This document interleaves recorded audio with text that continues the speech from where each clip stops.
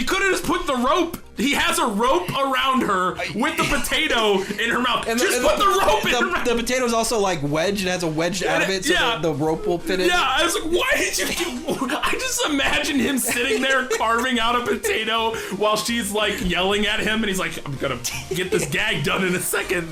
You give me a second, and you are really gonna have it.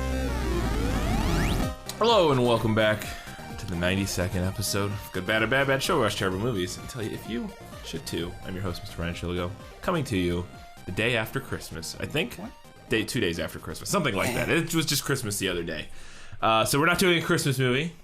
You've already enjoyed our lovely, this is our Christmas to Hollywood, Beverly Hills. Yes. So are we Plum?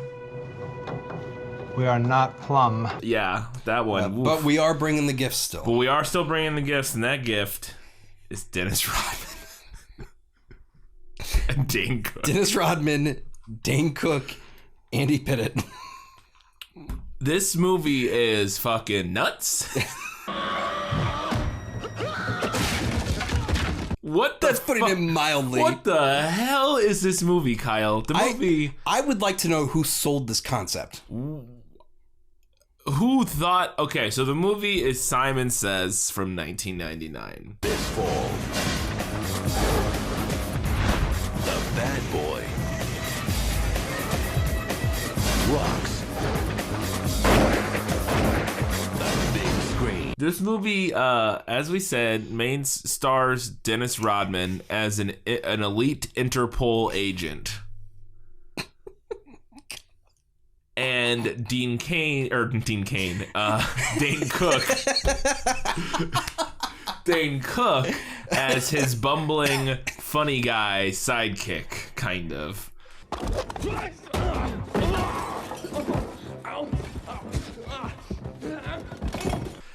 And it's nonsense. It's the weird what.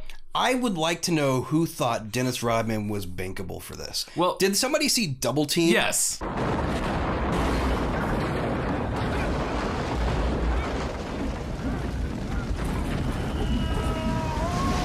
And they were like, hey, Dennis Rodman can hold his own. One of the people who wrote this movie also wrote Double Team. Really? Yeah, I don't remember the name, but there was like 3 or 4 writers on this movie, and one of them wrote Double Team. Or wrote on Double Team. Yeah. This movie is chaos, like, on the screen at all times, and primarily Dane Cook just being absolutely the turned to like 8,000 degrees. He's burning hotter than the fucking sun. He just come on.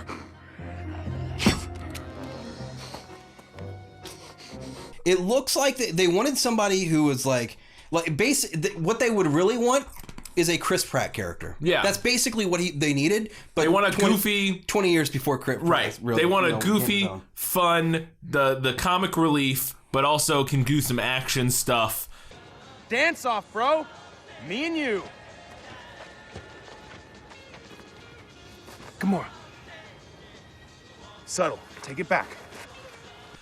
So originally, this movie, that role was cast to be played by Robert Downey Jr.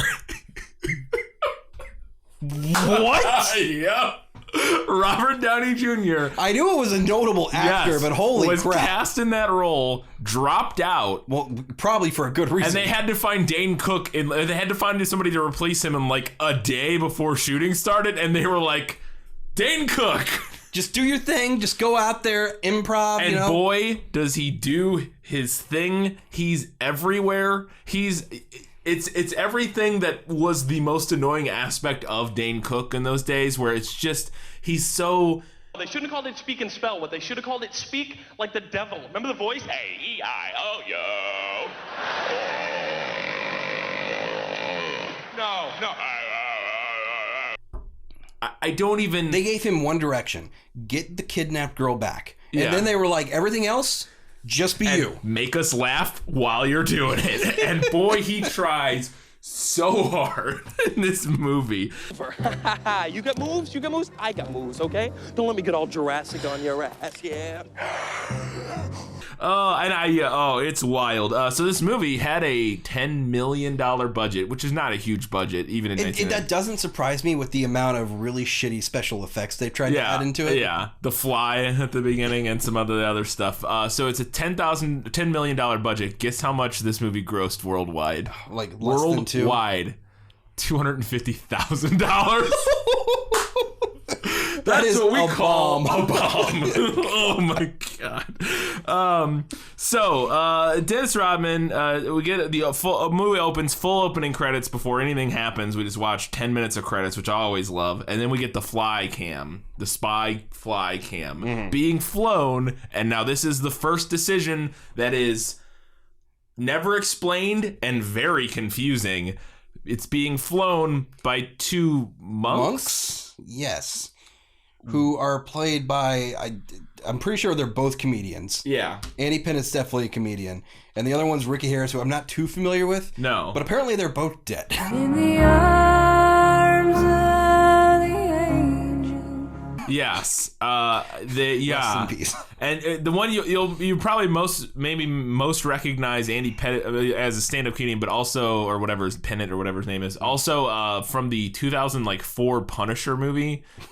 He was like one of the friends with like was it Thomas Jane? Yeah, the Thomas Jane one, which actually it's interesting. I think Thomas Jane's too good of an actor. Yeah, Thomas Jane's great in it, but the movie's fine and it's not great. I'm fine. He's not. The guy is like one of the friends that he like befriends, the like group of like outcasts that he becomes friends with or whatever. Anyways, so they're monks who are spy monks or something. That is a wonderful concept. They're Interpol agent. The monk thing is so weird, Kyle. They're in a monastery, right? They're conducting their operation within a monastery. Like in the basement. They have like satellites. Yeah. They have like relays. Just all kinds of tech in the basement. Yes, and they are able to pilot this little surveillance fly around. Yeah. And I don't understand why this is their cover. No, and so that's their cover, fine. If that, okay, because like that's what I figured eventually, like, okay, that must be their cover, like they're hiding in this monastery or whatever, this church or whatever, and they're pretending to be monks. But why are they dressed as monks always? Even when there's nobody to be undercover. They're deep undercover. It's so stupid.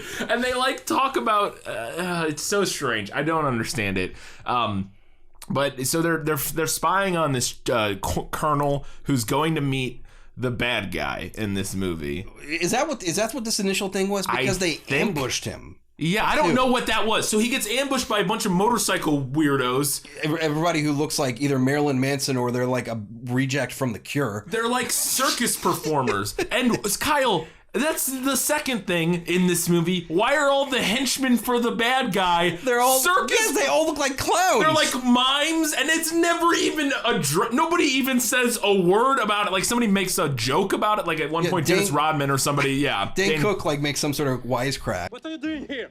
Well, what's it look like I'm doing? I'm having a conversation. What happened to you, clown face, huh? Bird shit on your eye? Yeah, but nobody's ever like, so what's up with that? Why are you guys all have face paint on? What is your deal? Now, what I thought it was, because the main bad guy is, I'm not entirely sure if he's British, but he's some he sounds English-speaking European. Sounds British. And yes. I think the actor's French, because he's been in a bunch of French movies. Okay, that makes sense, because it didn't seem like a genuine accent. No. Are you mad at me? It's been 3 days. You don't call, you don't email, you don't carry a pigeon. What did I do? But what I thought it was initially was Clockwork Orange.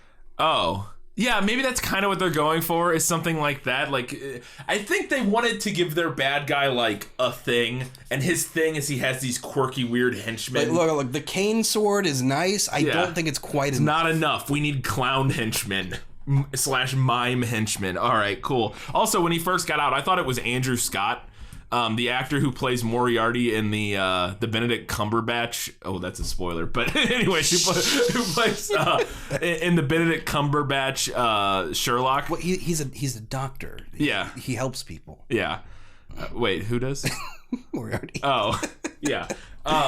But the reveal of who plays him. Anyways, it's a spoiler. Anyways, doesn't matter. The show's been out for 20 years, or 10 years, or whatever. You see it already. So they meet up, and it's our guys are spying on this interaction for whatever reason, and they meet up, and I don't even know what the point of this scene is. He just says, "Get me the money or the case or whatever." I don't understand. I don't understand if he was headed to them in the first place. Why did they ambush him? To scare him, I think, is the idea. Yeah, it doesn't make any sense because I was like, oh, so who is this separate motorcycle gang who is like ambushing him? But then we find out, no, they just work for Moriarty. Like, they just work for the bad guy because he has them like beat him up after he leaves or whatever. I don't understand any of that. But eventually he's going to get a weapon from this colonel, which is the only reason the colonel matters in this movie at all, is he has a weapon that this guy wants, which is his whole plan, which is like revealed finally in the last 5 minutes of the movie. But so as they're leaving, they're beating up this guy. Dennis Rodman comes in to save him, I guess. Yeah. Or to do something to get more. To scratch up his motorcycle. Yeah. Apparently. So we get the first action sequence. He rides in on his all yellow motorcycle with his yellow pads. Yes, his bright yellow motorcycle pads, and then he pulls that helmet off, and I was like, "This is the most '90s thing that has ever occurred."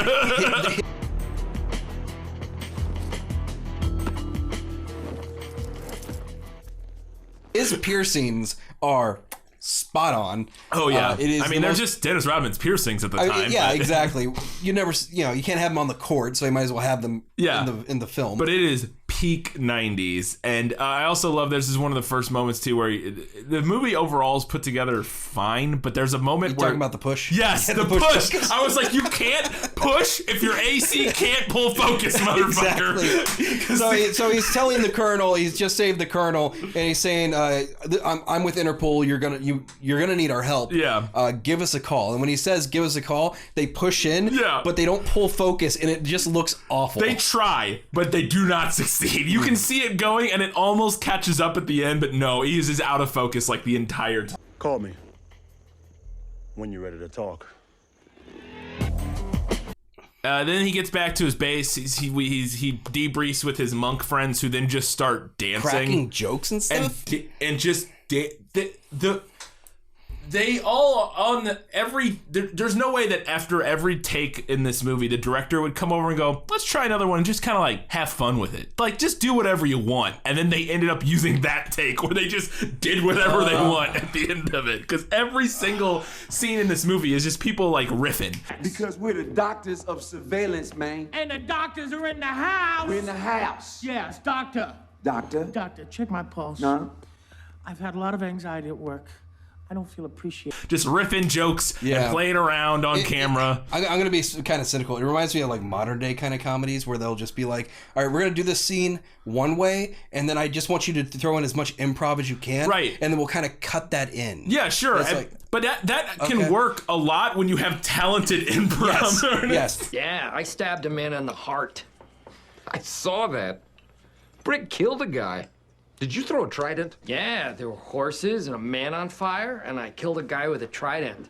Absolutely. The only issue is once you kind of lose track of what the purpose of the scene is, which this goes way off. All the time. Scenes just hang around forever for no reason as people just like riff. And it's a talented actor will keep that theme going. Yeah. But this is just off the cliff. Hey, you think he mad?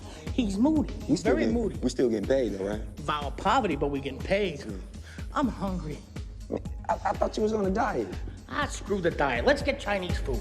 Yeah, it's nonsense. And then so Dennis Rodman is playing bocce ball because he's in France or Italy or I don't even know where they are. That's the crazy thing was, if you notice like all the locations and stuff, they had units for like Paris. Yeah. They had units all over the place.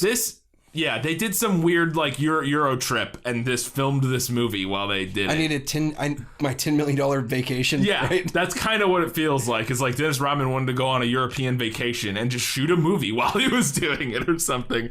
So he's playing bocce ball, and then Dane Cook fucking shows up. And it's all downhill from here, folks. And look, I don't have a big problem with Dane Cook, but in this movie, he is a nightmare.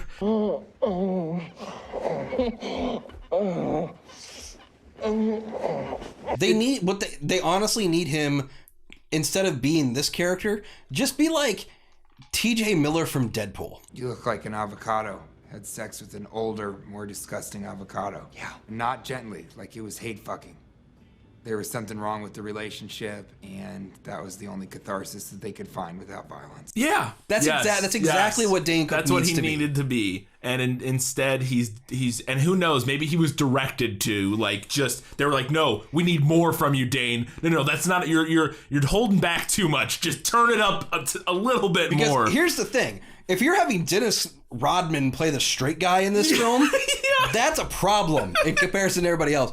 Now that's not to say that Dennis Rodman couldn't do. I think Dennis Rodman would be good in this movie. I think he would be good as like an 80s James Bond villain. Yeah, like a lower level villain maybe or something, like one of those guys who's like not the main villain. Not the main villain. He's someone who's like kicking James Bond's ass. Yeah, it kind of I think he could do that really well, and I think he's fine in this movie. Like he doesn't have a lot to do. He doesn't say a lot. Like I don't feel like he has a lot of dialogue. Like Dane Cook and the monks do a lot of the heavy lifting, and some of the other characters. The dish stays here. She dies if I don't make the exchange. She doesn't die. She lives because we will go get her back. Oh, so Dane Cook shows up, starts yelling at him. Turns out they went to school together. They went to spy college together. He says Langley, but like I don't know, whatever. Don't you remember? Classmates at Langley '92 sat across from each other in ballistics. I remember. Of course you do. I used to play with your detonators. They went to spy college together. And Dennis Rodman's like, I guess I don't remember you. No, but sure, fine. But then Dane Cook is going to the beach because he has to meet these guys with a briefcase full of $2 million. Because it's ransom for the daughter of his boss. Defense secretary? Maybe, because whoever his boss is, They have Department of Defense documents. What the transaction ends up being. Yeah, on the disc. So this guy has connections, whoever he is. Right. And they have his daughter. Yeah. Yeah, I think the idea is Dane Cook is some sort of, And he purely exists in a god-awful green screen. Yeah, yes, he does so many times that the camera, he's like in the movie twice, I think, and the camera pans up to him on the phone, and the composited background behind him is so terrible. He is very sharply lit. Yes. In a very dark background. Yeah. He also is 100% on the script. When they first wrote the script for this role, they wrote a Robert Redford type. Yes. Oh my God, just that hair. He was like, yes, he is absolutely Robert Redford. This is the guy you get when you can't get Robert Redford to be in your fucking movie. Oh, it's amazing. I was like, is that Rob? That's not Rob. Oh, that's everything about this movie is other people they wanted, but couldn't quite get. Yeah, 100%. Like instead of Annie Pinnett, they would have probably gotten Chris Farley, except for the fact that he was dead. Was he dead at this point? Yeah, 99. Yeah. That role originally would have went to him for sure. No one messes with my brother. Everybody was.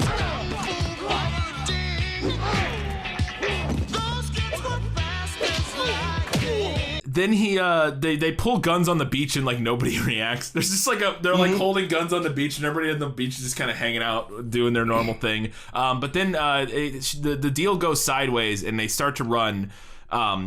And he gets away, and then Dennis Rodman gets there. He's with Dennis Rodman for some reason, and then they get jumped by this woman who like comes flying, kicking through a wall or whatever, and then beats the shit out of them. And then they set up like they have history and stuff. Oh yeah, but we got to talk about this scene though, where after she beats up Dennis Rodman a little bit, and then Dane Cook decides to get involved. Oh my God! This fucking scene, so, Kyle.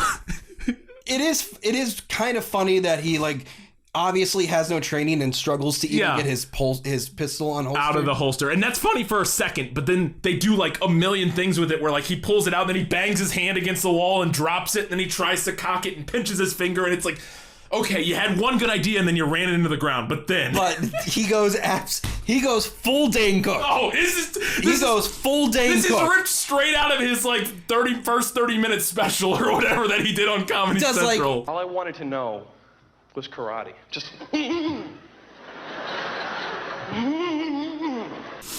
impersonation of a velociraptor. He says, "I will go Jurassic on your ass," and then does a dinosaur impression. Like this, like legit. So, like, don't let me get all Jurassic on your ass, yeah.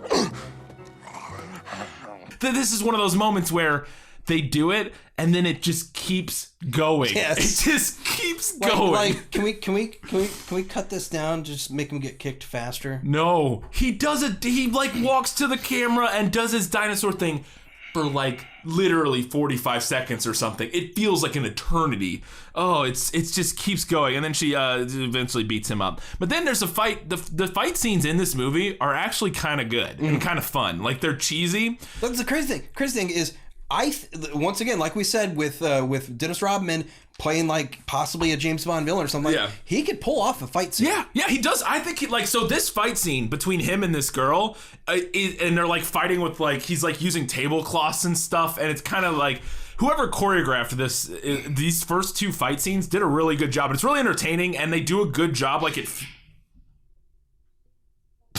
my cat just died or something. What was that? But so the fight scene's really well choreographed, and they're doing fun stuff. Like it's interesting stuff. There's like wire work that's like cheesy but cool, and like I was like, all right, I'm into this. Yes. And then the fight ends, and she's like, he ties her to like a statue or something, and leaves. By the way, that lady that comes in, the cleaning lady, smoking or whatever, smoking stuff, and she just like leaves her. She's not paying attention to stuff. Yeah. Did you see what she was credited as? No. In the credits? It was cleaning lady. Credit Fatty. Her name, like the actress's name? Yes, credited as Fatty. All right, maybe that's her nickname. Maybe that's her loving nickname, Kyle. You don't know.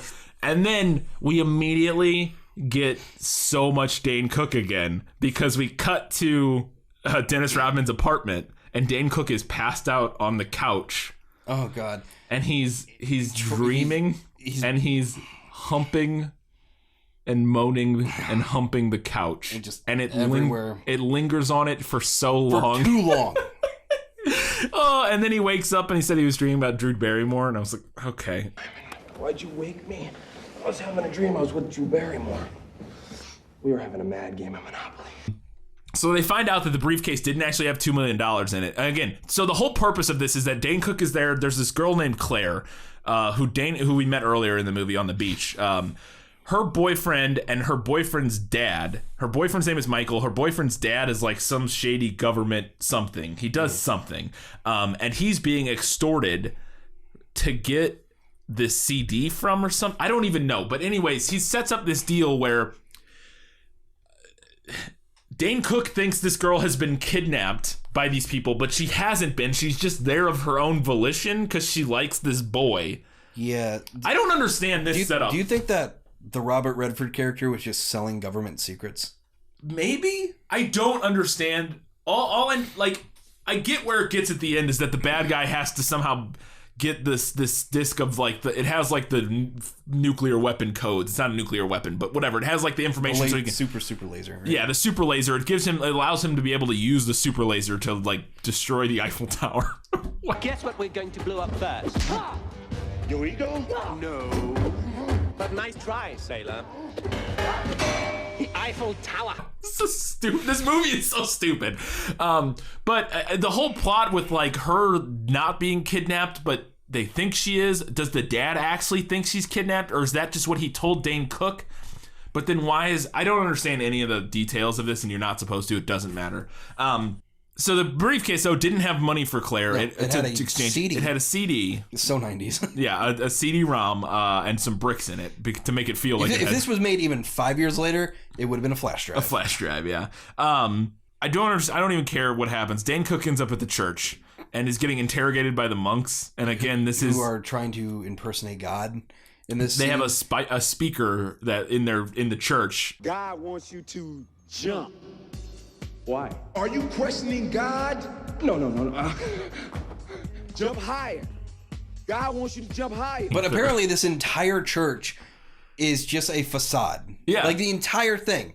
So like they have this monastery, they have a cathedral and stuff. Even like the confession booth turns into like a trapdoor. A trapdoor that goes down into their secret base. What the fuck? I don't know, man. I don't know. Can you imagine if somebody went in there like in some sort of crisis and they're like looking for God for direction and stuff, and they get into the confession booth? Yeah, exactly. And then they end up in the quicksand. Yeah, they die. They die in the quicksand. great. It's great stuff. But he ends up there, and again, they like, so we watch Dane Cook dance and do the Running Man and the Cabbage Patch, and it's so much. It's so much. Could you imagine Robert Downey Jr.? That's what my note here in this moment is. I literally cannot imagine Robert Downey Jr. in this role. It would be the greatest thing. Robert Downey Jr. would have been like, I'm not doing that. Oh, it would have been the reason for his drug addiction, or would have been his bottoming out that finally led him to. So his assistant's off camera with like his heroin needle and crack, and be like, "You will do it for this." This is the moment where he realizes, I need to get some help. This isn't working anymore.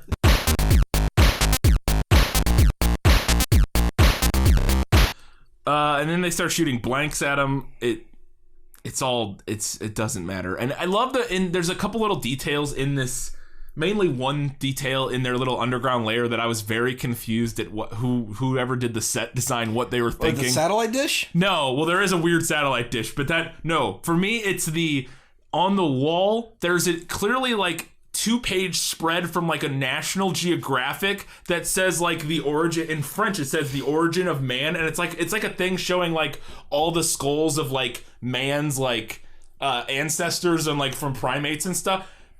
But I don't understand why it's on the wall in their spy lab. It's the weirdest. It's like they were like science shit.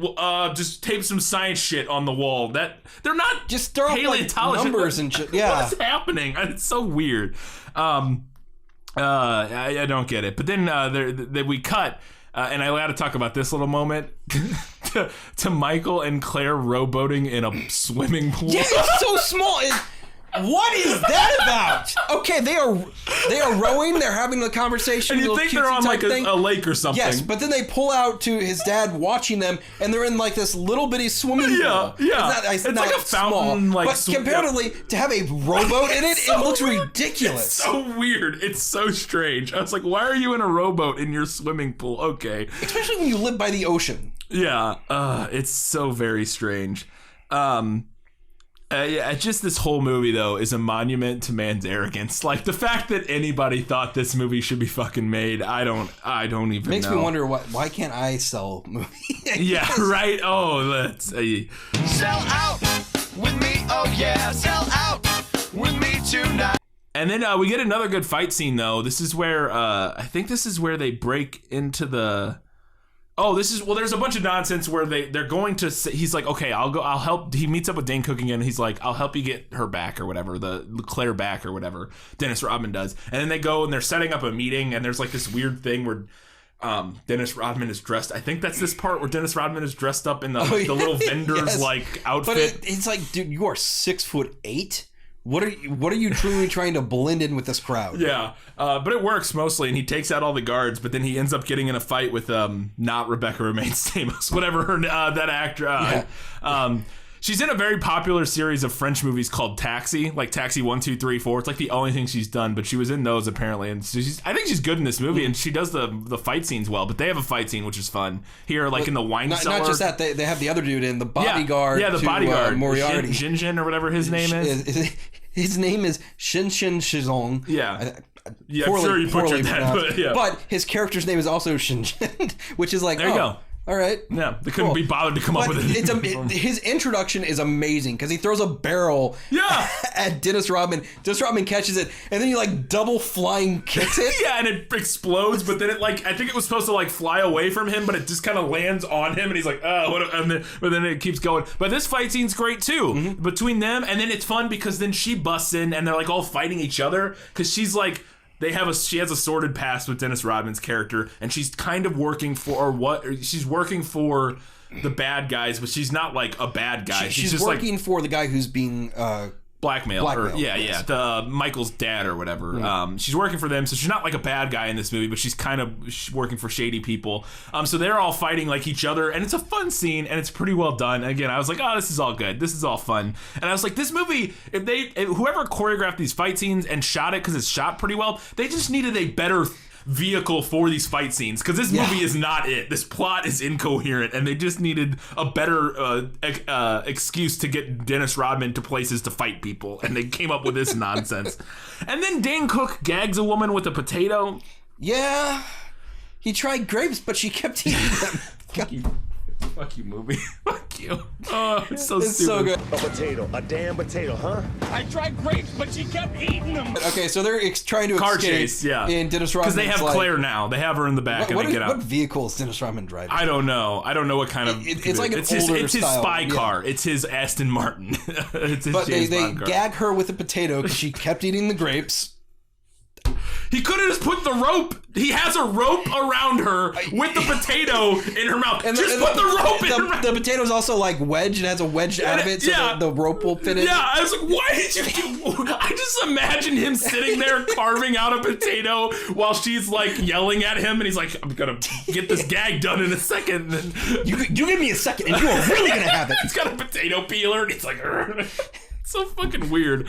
But they're in a car chase. They're being chased by all these people, and his car's got fun gadgets, and by fun gadgets I mean it does literally two things. It lifts to the left, and it lifts to the right. Yeah, and so he's driving on two wheels, and again, this is pretty cool. Like, it's classic spy movie stuff. He's driving on two wheels, dodging through traffic. It's all fine, and then, good lord, they get away.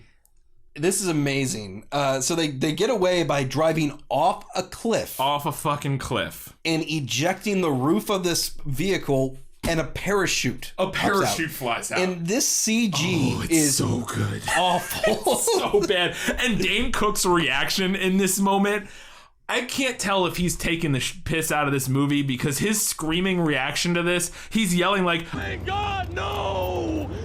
This is not happening! Shit! Simon, can't you get like a ticket for this? No, don't move. Don't shake the car. I'm afraid of heights. oh my god, this is not happening! But he's not acting, he's just like yelling the words. It's very strange. It's really terrible. It was a little reminiscent of my brain, why isn't it working? Grease. First Grease movie. Where they're flying off in grease lightning. Yeah, it's real bad. But they parachute down and drive across the beach, and woohoo, they win. But this definitely has that same issue that No Contest had when it was shot on film, taken over to a digital format in order to do all the digital post-production, and then CG. taken back to a film format. And it does not look well. It does not look good, no. And then I got to talk a little bit, though, about the performance of the main bad guy, because it's a standout performance. He definitely is doing something with this role. His enunciation, again, it makes sense if he's French doing a British accent. I'm so excited. This is like Christmas mornings back at the orphanage. I think I'm going to cry. And do you think that he came in with that and they just didn't know what to do with it? It's very possible, and they were just like, "Sure, go for that, man." All right. Because it's wild. He has a scene here where he says the word jelly beans. What do you think is in the bag? Jelly beans? Like a psychopath. I don't know. He's like, "What do you think is in this bag? Jelly beans." It's so strange. That's a bingo. Yeah. So he goes to and meets up with the Colonel again. And this is where he buys the weapon from him, or gets the weapon from the Colonel, and then murders him and all of them. Well, he technically doesn't murder the Colonel in this moment, but he shoots there's a big shootout. He's got the gun now, or the weapon that he wanted, and then he drives away, and I guess the dad, none of that fucking matters. And then we cut back to the woman's apartment, and this scene is amazing. Okay, so she was on a date with some guy who kind of looked like the Robert Redford guy, but wasn't. I thought it was him for a minute, but it's not. But Dennis Rodman literally just brushes him to the side, and then somehow sneaks under her arm when she's trying to close the door. Does not realize that does not realize a 6'8" monster of a man. Like, Dennis Rodman is many things. Stealthy would not be one of them, I would imagine. There's a reason he plays in the NBA. Yeah. He's a rather large individual. But she does not realize that he sneaks into her apartment. And then they fight in her apartment again. And it's a fun, sexy fight because they start tearing each other's clothes off as they fight. the entire time they were fighting, I was like, why are there stage lights above her bed? You were wondering, and you were gonna find out, You were gonna fucking find out. They have their sexy fight, and it ends, of course, on the bed with her pinning him down, and then they just start making out because, of course, they do. And then she says, "We'll do whatever we need to do later." Later. Later? Yeah. Right now, I want to work out. But right now, and I don't remember the line. I need a workout. I need a workout, and she slams a button in the most seizure-inducing scene ever. I want to work out.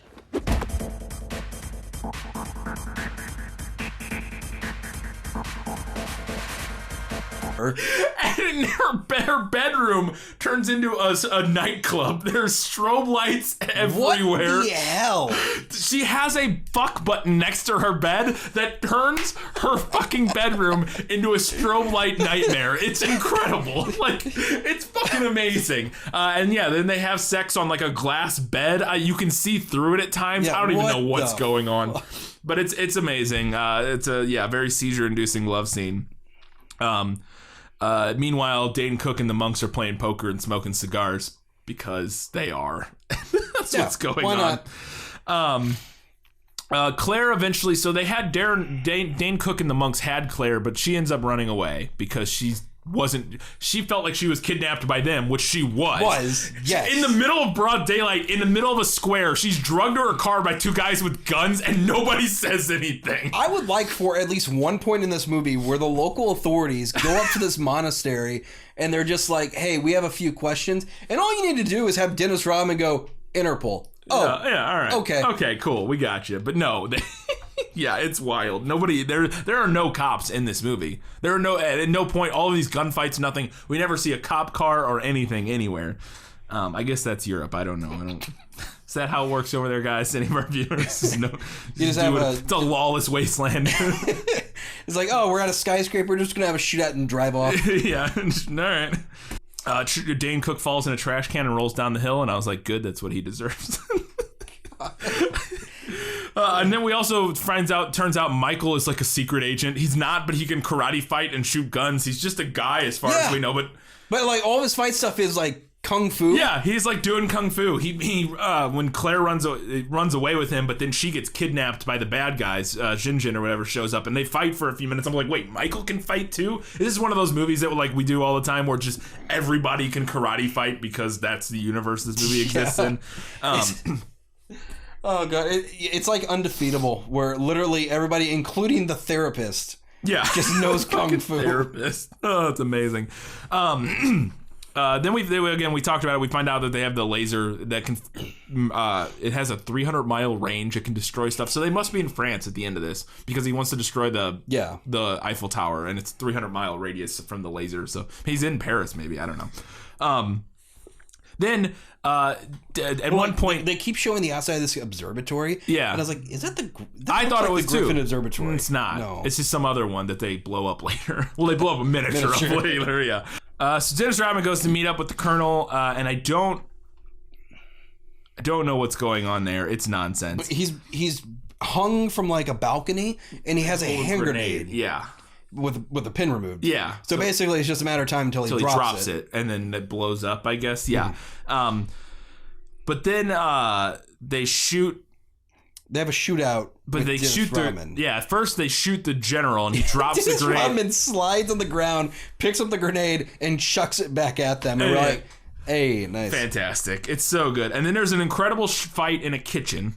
Dennis Rodman ends up in a kitchen doing a kitchen this was fight. the point where I was like, okay, are they in this observatory, and then where do they go from here? Yeah. Because there's a point where they're just in a skyscraper. Yeah. This is the part. They're just like in a big skyscraper or something. Yeah. I don't know where it is. Having this huge fight in the kitchen, which looks it's pretty damn good. Yeah, it's fine. Again, all the fight scenes in this movie are like fine. Like they're done really well. And there's a couple moments that are stupid where like he pulls out he goes into a refrigerator. Yeah. And they're like, where did he go? And then he comes out the other side of the refrigerator. It's like pushing like a bread rack. It's like a plate rack or something. Yeah. And then they're shooting at him, and the plate rack is blocking all of the bullets. It's great. There's one guy he just pushes a cart into and pushes him out of the building. Yeah, he pushes him out of the building and we get a dummy shot, which is awesome. We get a dummy shot and then back to it was a stunt actor, then a dummy, and then back to a stunt actor. Yes, it's great. And then Dennis Rodman decides he's got to get out of here. And this scene is ridiculous.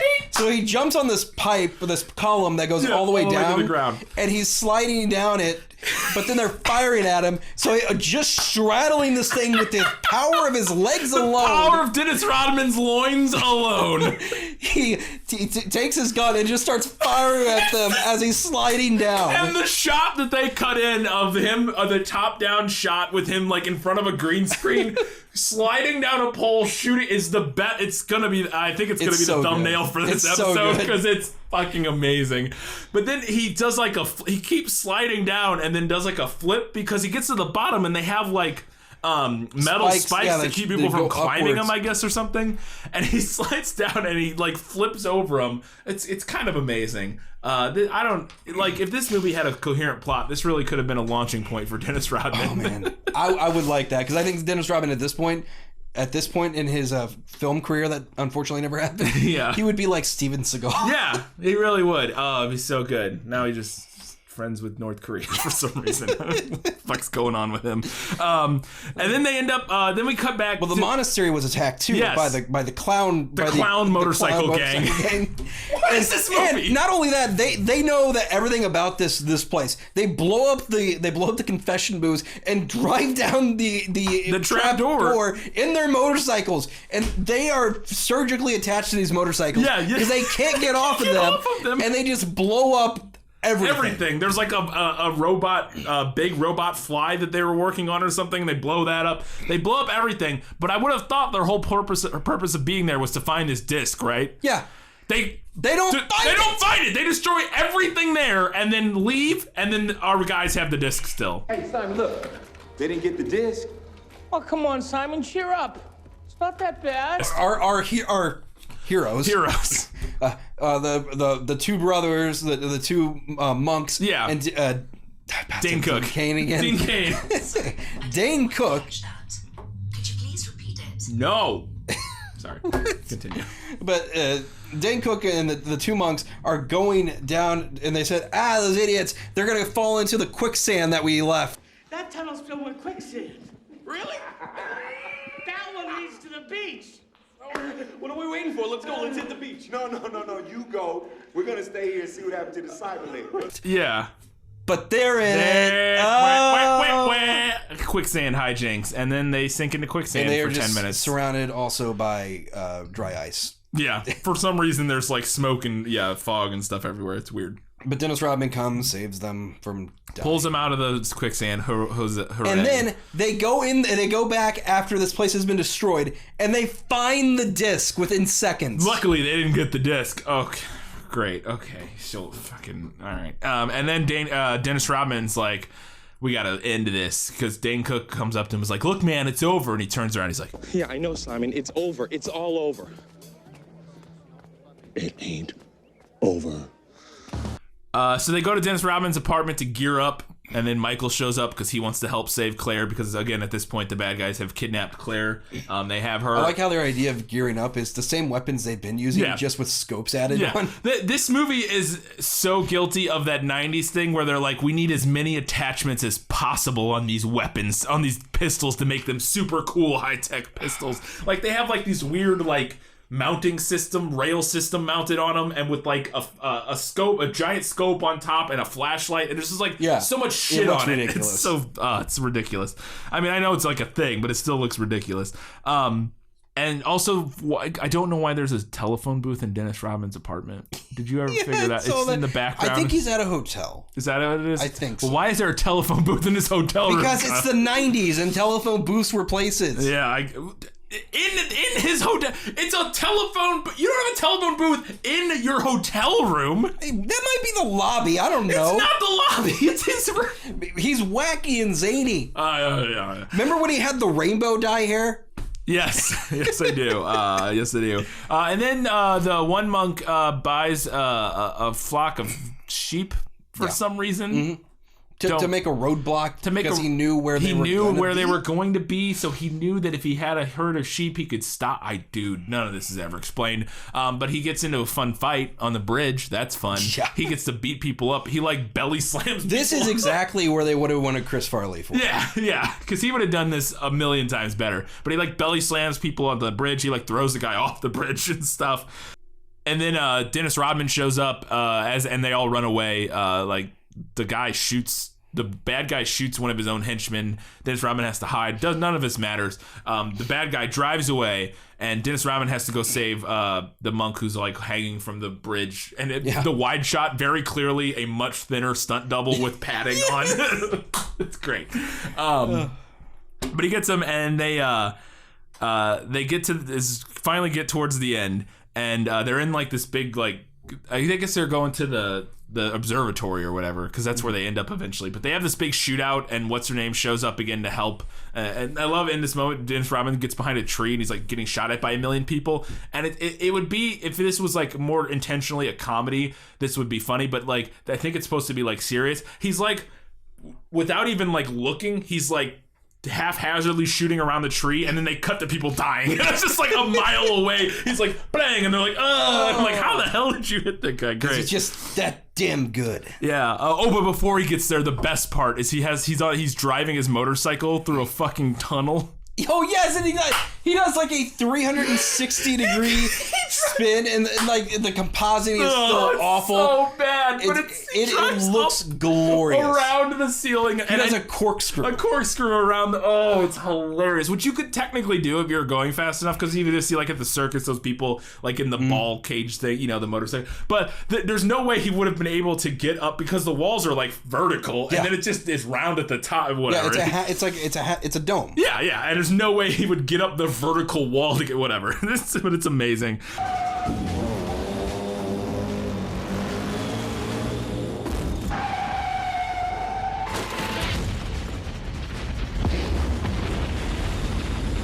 And then, so then there's a big shootout at the observatory. He gets inside, though, right as the guy's firing up the big laser to murder. And he's got a weird cartoon avatar of himself on his... what is that?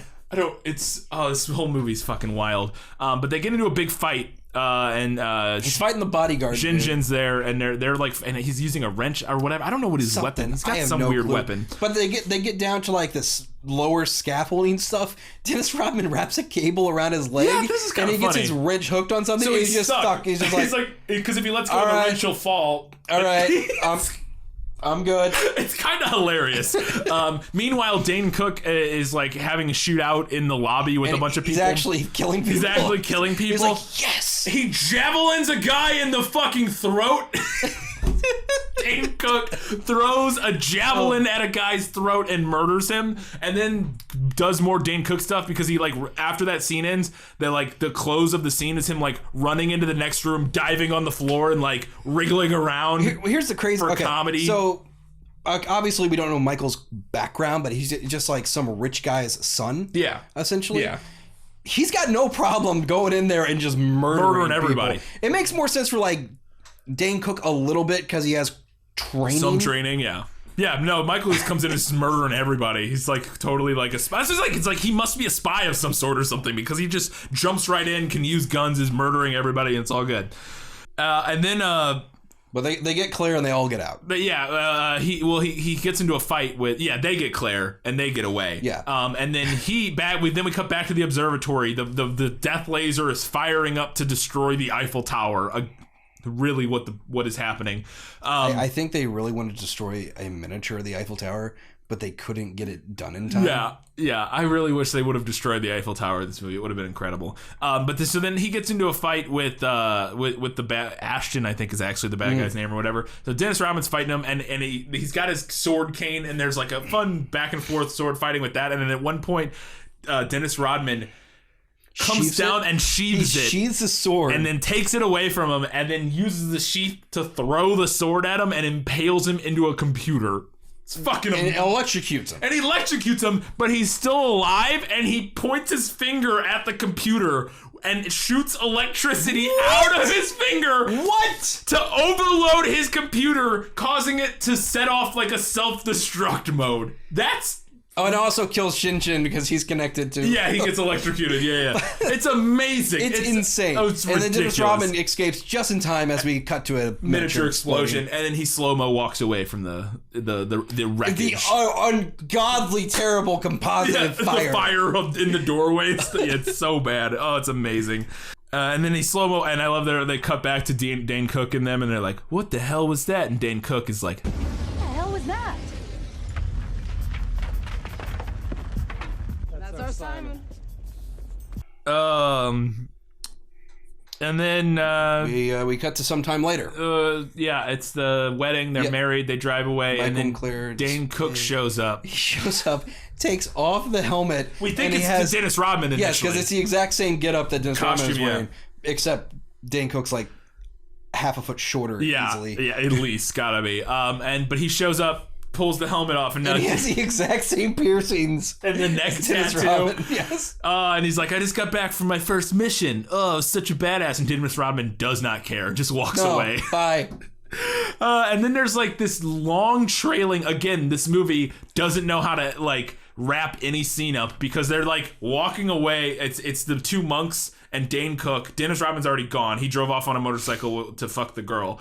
And then they're walking away making jokes about like... Well, Simon had me working under the cover at a strip joint. Whoa. As in like you're a stripper? Actually, I prefer the term exotic dancer. It doesn't matter because it's not funny and it doesn't matter. But there's the they're ADR. Bantering. They're bantering and they just walk out of frame slowly. And it's very clear, terrible ADR with like super fake forced laughter. And then thank God the movie finally ends. It's Simon Sez. Simon Sez, bad. Yeah. It's gotta be bad. It's got moments that are fun, but it's not. It's almost too competent at times in terms of like the fight scenes are actually just kind of fun and good, and it's close. I could see good bad, but it suffers ironically from a lot of what Jackie Chan does right, which is the same level of goofy combat, good stunt stuff. Yeah. But most Jackie Chan movies are incredibly simplistic. Yes. This one needed a much simpler plot because that's kind of feels like what they're going for is almost like a Jackie Chan style flick. It's mixed with like James Bond or something. And it just doesn't work. The script is the plot is just too incoherent and like at the end I didn't know why like the girl was even involved, like why she was being blackmailed. I didn't understand that either. Like what is going on? By the end of the movie, I was like, I don't get what any of that was about. Bizarre. It's not good. But yeah, some fun fight scenes, and Dane Cook is insufferable in this movie. Yes. I want to see. I'm sure he's talked about this movie in recent years, since he's become a little more self-aware. I'm sure he has some interesting words to say about this film. This is what happens when your manager says, I got a job for you. I got a gig for you, bud.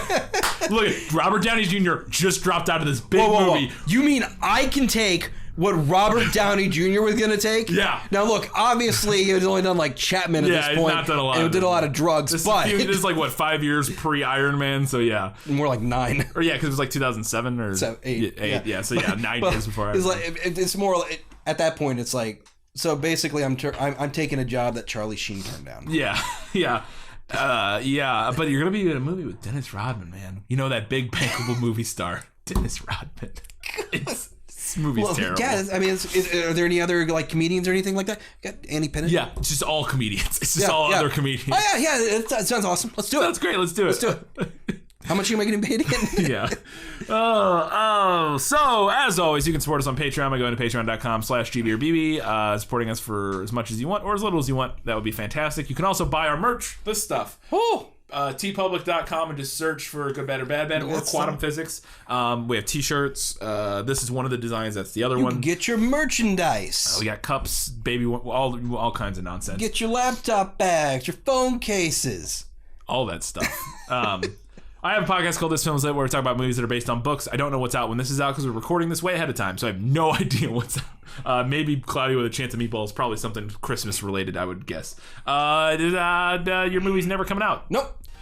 This is the last episode for 2019. Yay, we made it! We made it a whole nother year, Kyle. How many years? We started this in 2017. We officially started in 2015. But Yeah, we but had we that took a hiatus. year hiatus. 2016 is when we started. 2016 is when, so 3 years of this. Yeah. Good Lord, I don't like that. What is wrong with us? I don't like that at all. But here's to 2020. Have a good safe new year, and holidays and all that good stuff. We love you. Bye. Bye.